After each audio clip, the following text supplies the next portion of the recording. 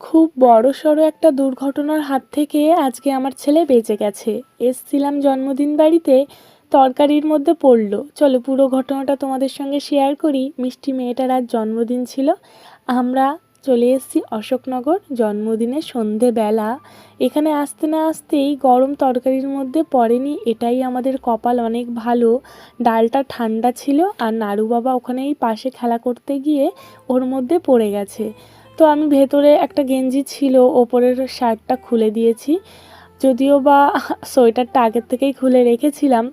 ওর মনটা একটু একটু খারাপ ছিল, আর আমারও তার সাথে মনটা খারাপ ছিল। ঠাকুরের এতটাই কৃপা ছিল যে তেমনভাবে কিছুই হয়নি।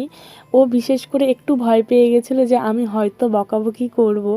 যাই হোক, এখন কেক কাটা হচ্ছে আর আমরা প্রথমেই খেতে বসে পড়েছি, কারণ আমাদের আবার বাড়ি ফিরে আসতে হবে। দেখো, আমরা দুজনেই কেক খেতে ভীষণ ভালোবাসি।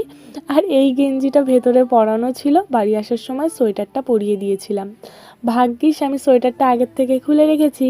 দেখো একা একা খাচ্ছে, চোখের সামনে কিভাবে জানি না বড় হয়ে গেল দেখতে দেখতে।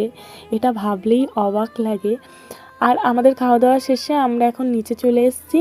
যে যার মতন শীতের জিনিসপত্র পরে নিয়েছি, আমরা যেহেতু বাইকে করে আসবো। আর হঠাৎই না আবার ঠান্ডা পড়েছে।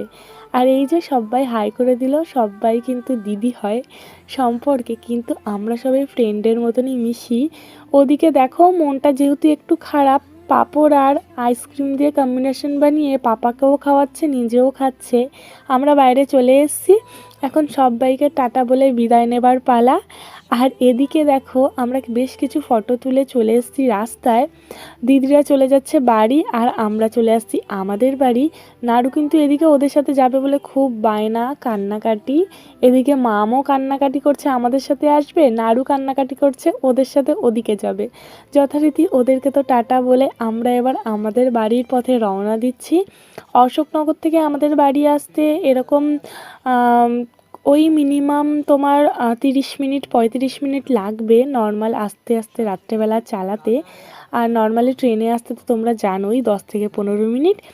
তো চলো এখন টাটা বাই বাই বলার সময় চলে এসেছে। ব্লগটা কেমন লাগলো তোমার কমেন্ট করে জানাবে। আজকের দিনটা তো আমার এইভাবেই কাটলো, সন্ধেটা। দেখা হচ্ছে, টাটা।